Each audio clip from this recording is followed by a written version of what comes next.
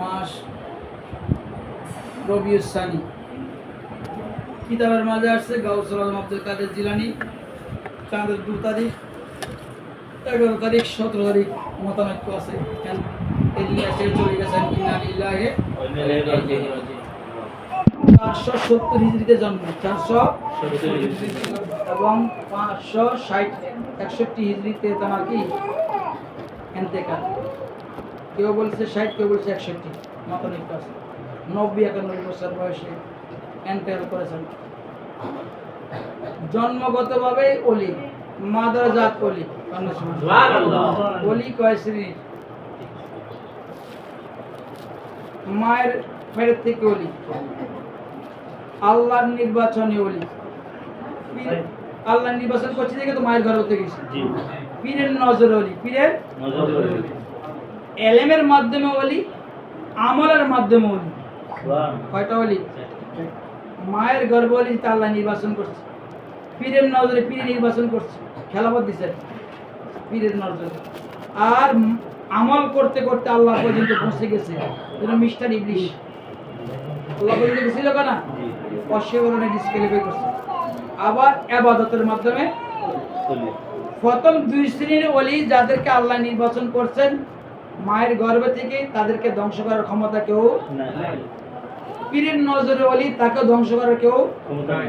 কিন্তু ইবাদতের মাধ্যমে যে হয়েছে, তার পিছনে যদি সাপোর্ট না থাকে সে ডিসক্যালিফাই করবে। এলমের মাধ্যমে যে করছে সে একটু পর ধ্বংস হয়ে যাইব, পিছনে যদি সাপোর্ট না থাকে। তাহলে প্রথম 2টায় কোনো কি নাই, ঝুঁকি নাই। আব্দুল কাদের জিলানী কি ধরনের ওলি? মায়ের গর্ভের ওলি। সুবহানাল্লাহ।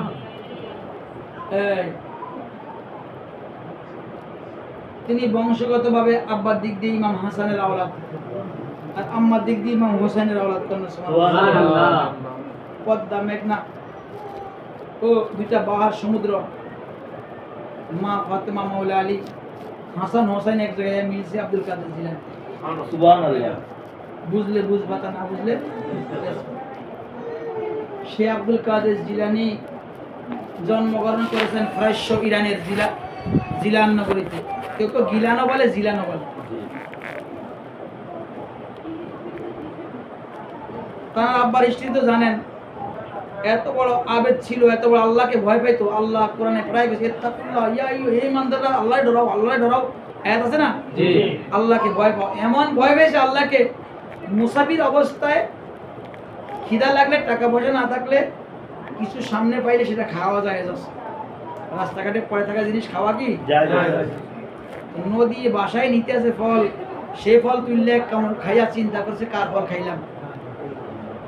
এটাকে চিন্তা করতে করতে জোয়ার, ওই বুড়িঙ্গার মাঝে জোয়ার বাড়া হয় না, তো পানি কোন দিক থেকে আসে, সে থেকে তো ফেনাগুলা আসে, কচুরি ফেনাগুলা আসে না। ঠিক ওই ফলটা কোন দিক থেকে নদী বাসায় আনতে আসতে উনি উজানের দিয়ে গেছে, উল্টা দিয়ে গেছে, স্রোতের বিপরীতে গেছে। যে দেখছে একটা আপেল বাগান আছে, কর্মচারীদেরকে জিজ্ঞাসা করছে এই বাগানটা কার? বলছে ওই যে ওখানে বুজুর্গ বসে রয়েছেন ইবাদতবন্দি করতে আছে, আবু সালে আব্দুল্লাহ শামির কন্যা। সুবহানাল্লাহ। তার কাছে গেছে, আসসালামু আলাইকুম। ওয়া আলাইকুম আসসালাম। কি অবস্থা? কে তুমি, কই থেকে আসছো? এরকম, আমি তো আপনার বাগানে একটা ফল খেয়ে লাইছি। কত মানুষে তো খায়, কত মানুষ তো কি খায়, কাউয়া কুলিও খায়, ফল ধরলে গাছ ধরলে খায় না। তুমি খাইছো, কাজ খায় না, আমি তো খাই লাইছিলাম, আপনি মাফ করছেন। যখনই এই কথা কইছে উনি তো বুঝে ফেলছে, কারণ খাঁটি সোনা চিনে যার কাছে, যে জহুরি, যে স্বর্ণকারের কাছে স্বর্ণ চিনার মেশিন আছে, হীরা কোনটা আসল না নকল এটা চিনে যার কাছে সেই মেশিন আছে। কারণ মেশিন ধরলে ওই হীরা অরিজিনাল সবুজ বাতি, ডুপ্লিকেট হলে লাল বাতি জ্বলবে।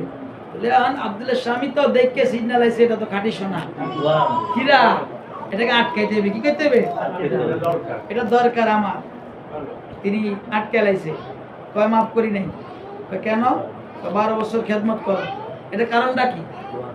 12 বছর কাজ খেদমত এই বাগানে পরিচর্যা কর, কারণটা কি? আমি তো এই বাগানে থাকি, দেখবো 12 বছর পরে তার কালচারটা কি। শুধু তার ছেলেটার কালচার দেখার জন্য 12 বছর বাগানে খেদমত করাইছে, আর আমরা পোলাকে ফাইলে বিয়ে দিয়ে। একদিন দেখে পরের দিনই ভেজাল লাগে, হুজুর জামা আমার লেগে মাইয়ার ভেজাল লাগিয়ে গেছে। শিক্ষাটা কি? গাউস আব্দুল কাদের জিলানী 12 বছর তানার নানায় তানার আব্বারে রাখছে পাশে, 12 বছর দেখছে, কালচার দেখছে, চরিত্র দেখছে, স্বভাব দেখছে, দেখার পরে বুঝছে না এটাই পারফেক্ট। এটাই কি 12 বছর পর গেছে, ক্ষমা করছেন আর কি বাকি আছে? কি আমার ওকে মাইয়া সে বিয়া করতে দিব, মাইয়াগা অন্ধ, মেয়েটা ভয়রা, মেয়েটা লুলা, মেয়েটা বোবা। লুলা, ভয়রা, অন্ধ, বোবা। বিয়ে করতে রাজি আছে? আরে আমি মাপ পাওয়ার জন্য কত রাজি, এক পায়ে খাড়া। কাজী সাহেবরে ডাকছে, বিয়া শাদী পড়াইয়া দিছে। নাম মূর্খের মা ফাতেমা, ফাতেমা সানি যাকে বন্ধনাকে বলা হয়। এখন বাসর ঘরে তাকে ফাটাইছে, 3 বার ঢুকছে, 3 বার বাইরে গেছে। শ্বশুরের যেই ডিটেলস দিছে, এই ডিটেলসের সাথে মেয়ের কি মিলে না। কইছে চোখ নাই, আমাদের চোখ আছে। আবার সালাম দিছে, সালামের জবাব দিছে বোবা না। আবার আমি যে ঢুকছি কানেও শুনছে, হ্যাঁ, আবার আমার দিকে খাড়া হয়ে গেছে সালাম করার জন্য, তো লুলাও না। কি কইল? আর ওনার রূপের নূরের আলোতে পুরা ঘর লাইট ছাড়ে আলো। শ্বশুর দেখি তো কেরম করো কাজ, এটাই তো তোমার যার লাগে বিয়ে তার ঘর। আপনি যে কইলেন, বলার কারণ হইলো আমার মেয়ে কখনো বেগানা পুরুষের সাথে খারাপ কথা বলে নাই, অন্য পুরুষকে খারাপ নজরে দেখে নাই, অন্য পুরুষের খারাপ কথা শুনে নাই, খারাপ রাস্তায় আমার মেয়ে যায় নাই। এর লেগে লুলা কইছি, এর লেগে কান বয়রা কইছি, এর লেগে অন্ধ কইছি, এর লেগে এত পাক ও পবিত্র মা, আর বাপটা এত পাক ও পবিত্র বাবা, আর সেই ঘরে আল্লাহ আব্দুল কাদের জিলানীকে দান করলেন। তাহলে বাপটা কেমন হইতে হবে, মাটা কেমন হইতে হবে, এখনো যে আব্দুল কাদের জিলানী চায় আইব না, আইবেন হইলে সেই আব্দুল কাদের জিলানী। মা কোরআন তেলাওয়াত করছে, কি করছে? এই যে আজকে আব্দুল কাদের জিলানী মাহফিল, শিক্ষা নিতে হবে না মাহফিল থেকে? তানার আম্মা তিনি ঘরে বাইসে কোরআন তেলাওয়াত করছে। আর এখনকার যুগে আমাদের মায়েরা স্টার জলসা, জি বাংলা, হিন্দি সিনেমা, বাংলা যা মোবাইল ইউটিউব যেটা দেখে, ওই দেখে বাচ্চাগুলো ওইরকম ওই তাসির পাইতেছে। কারণ মা যা করবে, মায়ের চোখের মাধ্যমে বাচ্চার মাঝে ইনফেকশন হইবে, ওই গঠনে গঠিত ওই বাচ্চা। তোমার হুজুর কাছে যাওয়া লাগবে, আমার বাচ্চাদের লাফাই খা, লাফাত দেখছে, হাসে কেন? পাকিস্তানের আজ থেকে 2010 সাল বা 9 সালের কাহিনী বা 11 সালের কাহিনী। পাকিস্তানের এক লোক বিয়ে করছে, খুব কুটিপতি, তার বউ আবার বক্সার মোহাম্মদ আলী, বক্সারের নাম জানো? তিনি শ্রেষ্ঠ বক্সার মোহাম্মদ আলী, সে মুসলমান হয়ে গেছে আমেরিকার। তার খেলায় তার আসক্ত ছিল। তার কি ছিল? যে যার আসক্ত তার ছবিটা তার ঘর টানায় রাখে। যেরকম একসময় ওয়াসিম আকরামের আসক্ত শহীদ আফ্রিদির বাংলাদেশি যখন খেলে একটা বঙ্গবন্ধু স্টেডিয়ামের স্টেডিয়ামে মেয়েরা লেখা রাখতো, please Afridi married to me, married me, please Afridi married me লেখে রাখতো মেয়েরা। এবার লেখা খাড়াই থাকতো স্টেডিয়ামের মাঝে, আফ্রিদি আমাকে কি করো দেওয়া না, বিয়ে করতে না পাইলে ছবিটা ঘরে রাখতো, ঠিক না বাটি? এখন যেরকম সলমান খান, শাহরুখ খান ছবি মেয়েরা ঘরে রাখে, স্বপ্নের পুরুষ, তাদের কি জাহান্নামী লোক। স্বপ্নের পুরুষ, স্বপ্নের পুরুষ হওয়ার কথা ছিল জান্নাতি লোক, ঠিক না বেটি? ওইরকম ওই মোহাম্মদ আলী ছবি লাগাই রাখছে। এখন স্বামী তো চাকরি করে, অন্তঃসত্ত্বা ওই বেটি কি ঘরে একলা মানুষ যে এই ছবির সামনে খাড়াই থাকে। স্বামীও সুন্দর, জামাইও সুন্দর, ছেলে হয়েছে কালো। ছেলে হয়েছে কি? ছেলে হয়েছে কি? নিগ্রু। মোহাম্মদ আলী কেলে কালো না? মোহাম্মদ আলী বক্সার কালো, ছেলেটা তার রং পাইছে। এখন বেটা সন্দেহ করছে, বউর উপরে তহমত দিচ্ছে, তোকে আমি ছেড়ে দিন, হয়তো তোর রং গাইব, নাহলে আমার রং গাইব, বলে এটা করতে হইব, বলে এটা এটা করতে গেল কালো হইলো কেন? ডাক্তাররা ডিএনএ টেস্ট সহকারে সব টেস্ট করছে, হে বেড়ারে বুঝে দেয় না, কয় ডাক্তাররাও করে তোমার সব না না। আমি ডাক্তারের থিওরি লাত্তি মারি আমি বিশ্বাস করি না। লাস্টে ইংল্যান্ড থেকে লন্ডন থেকে আমেরিকা বড় বড় ডাক্তার করে বড় বড় যারা চিন্তা এই ডাক্তারি লাইনে চিকিৎসাবিদ্যা যারা রিসার্চ করে গবেষক বড় তাদেরকে আনছে, কারণ এত ধনাঢ্য ফ্যামিলি, আনতে দেরি নেই। এখন ডাক্তাররা কোনো দিক দিয়ে মিলাইতে পারে না এই বাচ্চাটা কালো হইলো কেন। সর্বশেষ এক ডাক্তারের মেয়ের, আমি তোমার বেডরুমে যাও, মেয়ের কমন রুমে বেডরুমে ঢুকার পরে দেখতেছে মাশাআল্লাহ মোহাম্মদ আলীর বিশাল বড় ছবি। এই ছবি এখানে কেন? এনাকে আমি এনার খেলা দেখি, এনার জন্য আমার অন্তর থেকে তার প্রতি মহব্বত সৃষ্টির জন্য এনার ছবি আমি রাখিয়েছি। তো তোমার সন্তান পেটে আসার পরে এনার সামনে বেশি বেশি গেছো? হ, আমার স্বামী যদি অফিসে আমি সব সামনে খাড়াই থাকতাম, এর নিয়ে চিন্তা করতাম। এই ডাক্তারকে আমি পেয়ে গেছি, কি পাইছে? মেয়ে এই মোহাম্মদ আলীর সামনে, এই বক্সারের সামনে খাড়াই থাকার কারণে তার চোখের মাধ্যমে যে এর প্রতি আসক্ত বা এর প্রতি যে ছবির প্রতি তাকাই থাকে সবসময়, ওই কালো ছেলে এই জন্য তার সন্তানটা কালো হয়েছে। এর 3 পরে বেটা মাইনা গেছে কেন কালো হয়েছে। তাহলে আব্দুল কাদের জিলানীর আম্মায় কোরআন পড়ছে, আব্দুল কাদের জিলানী কোরআনে হাফেজ হয়েছে। আমগো মায়েরা বাচ্চা পেটে কি করা উচিত? কোরআন তেলাওয়াত করা উচিত, নামাজ বেশি পড়া উচিত, কলমা বেশি পড়া উচিত, মুরব্বীদেরকে সম্মান করা উচিত। তাহলে বাচ্চারা ওই গঠন হইবে, ওই তাসির হইবে। আর যদি এগুলা না করে সন্তান কখনো পারফেক্ট হবে না, তখন আর হুজুর কাছে হুজুর তেল পড়া পানি পড়া লাগবে না। ঠিক আছে? তাহলে দেখেন, এই জন্য বললাম যে আব্দুল কাদের জিলানী আব্বা কেমন মা কেমন, আর সন্তানটা আব্দুল কাদের জিলানী। মা কোরআন পড়ছে, কোরআন হাফেজ হয়ে গেছে। এটা শরীয়তের একটা থিওরি, এটা একটা নিদর্শন দেখাইলে যে কোরআন হাফেজ মায়ে পড়ছে, কোরআন হয়েছে। আর আমার গাউস আজম বলেন, যেদিন নবী মেরাজে গেছে, রফরফ নামক যে বাহনটা ছিল সেটা আমি আব্দুল কাদের জিলানী ছিলাম। তো নবীরে তো আমি আল্লাহর কাছে লয়ে গেছি। আল্লাহ কোন রং কোন রূপ আমি দেখছি।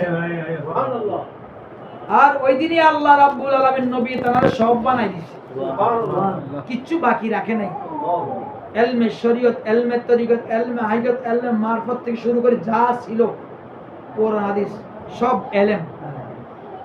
হুজুরে অপছন্দ করত ওই জামানার বিখ্যাত আলেম ইবনে জাওজি, মানুষের কাছে শুনি দূর পোলায় আবার হুজুরে মুড়ি কেমন পিড়ে পিছিয়ে ঘুরোস, উদ্ভট কথাবার্তা বলে, সে কি কথাবার্তা বলে, পোলা হ্যাপি যাইস না। বাবা তুমি একদিন আমার পীরের মজলিসে গেলা না, না হইন না মানুষের কথা, তুমি রাইজগা যাবো আমার লাগে, চলো যে আমার পীর ভুল ধরতে পারলে আমি এই ছাড়ি দিন, পীরের ভুল ধরতে পারলে স্টেজে বসে ইবনে জাওজি একটা কোরআন আয়াতের 12 রকমের অর্থ পাইতো। কত? 12 রকমের অর্থ। একটা কোরআন আয়াত তাফসীর করতে কত রকম? একটা কোরআন আয়াতকে তিনি 12 রকমের তাফসীর করতে পারতেন। আর আমার আব্দুল কাদের জিলানী শুরু করছে তাফসীর কোরআন আয়াত। ইবনে জাওজি 1 নাম্বার ঠিক আছে, 2 নাম্বার ঠিক আছে, 3 নাম্বার ঠিক আছে, 4 নাম্বার ঠিক আছে, 5 নাম্বার ঠিক আছে, 6 না 12 শেষ, 13 শেষ, 36। ইবনে জাওজি পাকড়ি পুকড়ি ফলাই দিয়ে এনেও গেছে, সুবহানাল্লাহ, ঠিক হয়ে গেছে। আর তো বাকি আছে কান্দি সেই গোলামের ফয়েজ ভাইয়া কইছে 360 না 360 61 নাম্বার অর্থ হইল নবী মুহাম্মদ রাসূলের কাছে আল্লাহ বিরাজমান। সুবহানাল্লাহ, এটা কই ভাইবে 360 যদি আবু বকর কাদি জানে গাউসলামের গোলাম হইয়া, তো গাউসলাম কত জানে? সুবহানাল্লাহ। আয়াতুল যাই হোক, আমার গাউসলাম যে আল্লাহ বে, এজন্য গাউসলাম বলেন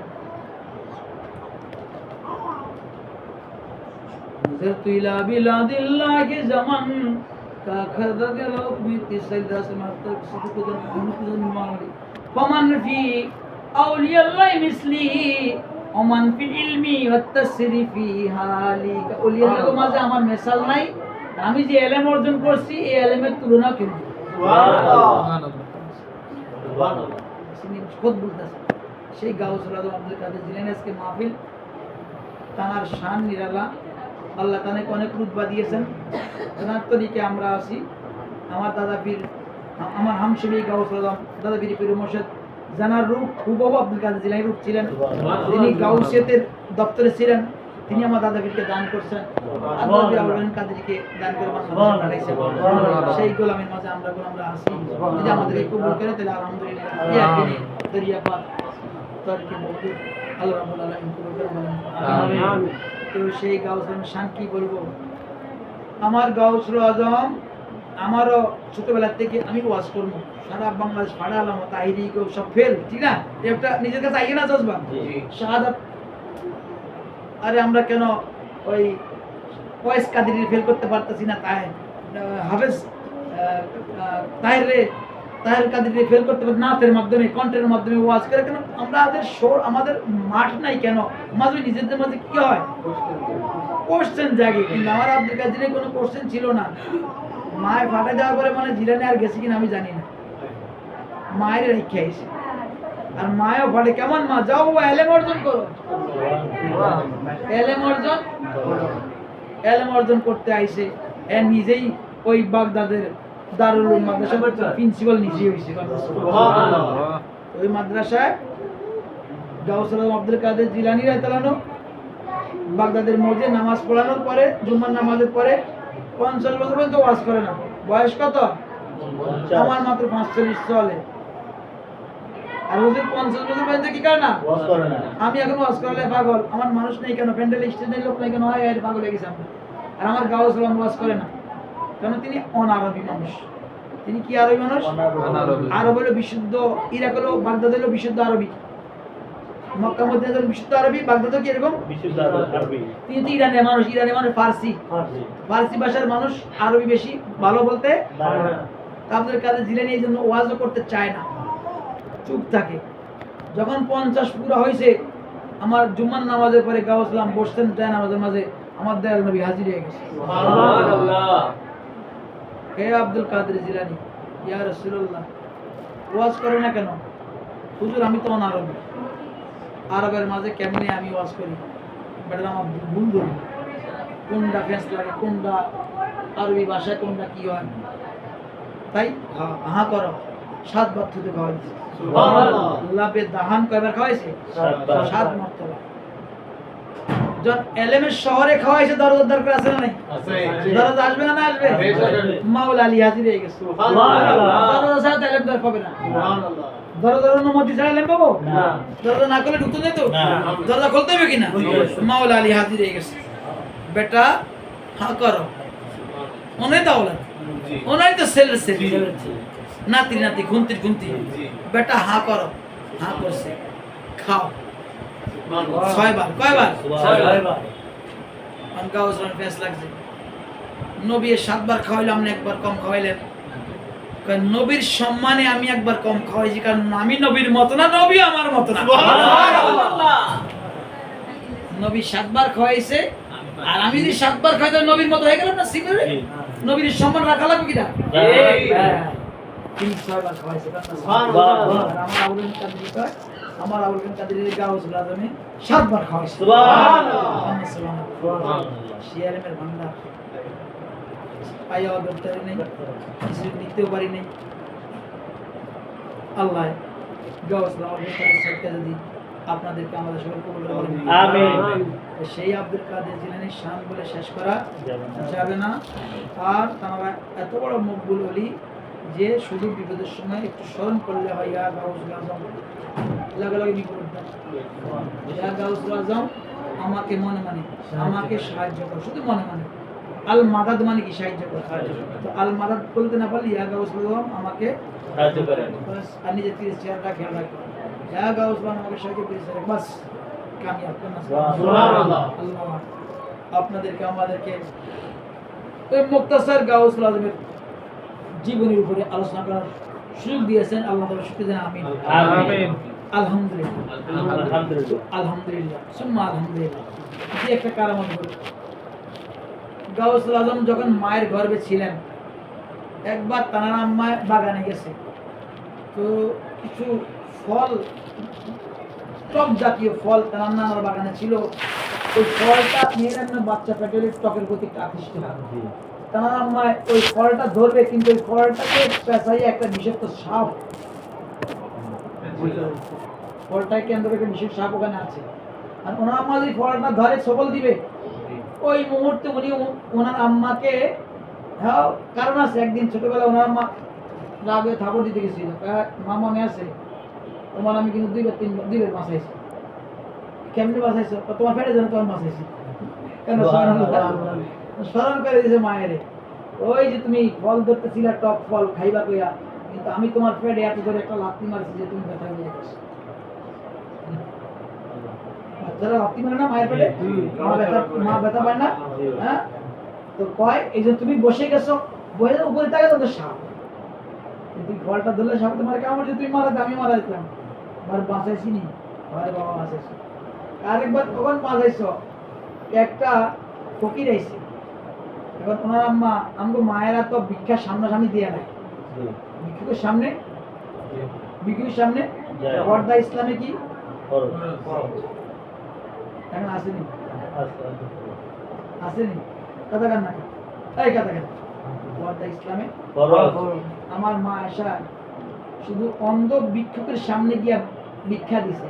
ভিক্ষুকটা কি ছিল? অন্ধ। সে তো মা আয়েশারে দেখে না, সে কি অন্ধ, নবীর আগে হয়ে গেছে। কথা কেন? এই তার সামনে তুমি কেন গেছো? সে তো অন্ধ। সে অন্ধ, তোমার তো চোখ আছে, তুমি তার অন্ধ না, তুমি তো তাকে দেখছো। কত বড় কঠিন স্ত্রী, আজ কিছুই নেই, সব শেষ। উল্টা তারা পূজার মধ্যে যাই কেন? এত কষ্ট করলো না, 300 মূর্তি মক্কা থেকে বের করে তারা এখানে যে ওয়াজ করে, তাহলে কি আল্লাহর কাছে বড় লাখ কোটি শুকরিয়া যে আপনাদের মণ্ডপে আসতে পারছি।